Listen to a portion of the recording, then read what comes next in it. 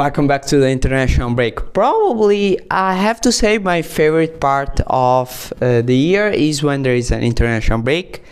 Because they call it a break, but for me it's not a break. It's completely the opposite, because with the leagues, you're used to see the same teams, the same players, same stuff happening. You have the favorites, and national teams are different, and you have different players that get called up, and different things can happen. Because, for example, in this game, China beats Vietnam 2-0. China, the Chinese national team, that everyone has criticized after the two friendly matches in the past international break against Malaysia and Syria. I saw those games. China played pretty bad, but their coach Alexander Yakovich just saw what happened, regrouped his team, and said, okay, we are gonna work on what didn't work, and we see a big win, deserved win against a great team like Vietnam. And the Vietnamese national team that is really one of the best, fastest rising national teams in Asia. And yeah, great win for China. After a balanced first half, there is the first goal for China, the 56th minute, with Wang Qiuming. Then, after playing probably a little bit better than Vietnam during the second half, Wu Lei scores at the 98th minute, the second goal that ends the game. Vietnam played pretty well during the first half. During the second, not that much. And at the 89th minute, the game basically finishes with the Nguyen Thanh Linh that gets ejected.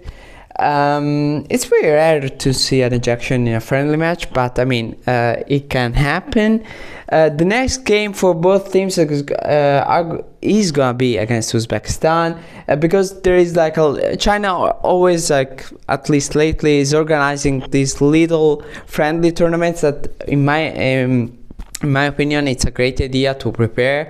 The last one was against, as I said, Malaysia and Syria. They played in China. Now they're playing in China again, against Uzbekistan and Vietnam. And Uzbekistan and Vietnam are gonna face up in the 13th of October, and the 16th we're gonna see China facing Uzbekistan. And as I talked about China, that just needed to regroup and see what happened.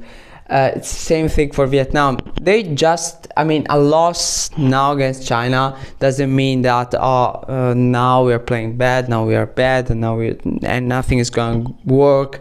No, I just need to regroup a little bit and try to find what worked, because definitely some things worked. If you look at the first half, Vietnam played really good, really well. They seemed really smooth. Even during the second half, we saw some parts where we saw some good football from the Vietnamese national team. Now they just need to regroup, see what happened, and then in the 13th, in the game against Uzbekistan, they will try something new, something different. That's why you have friendly matches. It's for preparation. It's to see what, and then of course, if you see that there is something that doesn't work on a daily basis, we don't talk about daily basis on national teams, because they don't train every day of the year. They just meet each other once every 2 months, perhaps, for a week of trainings and games.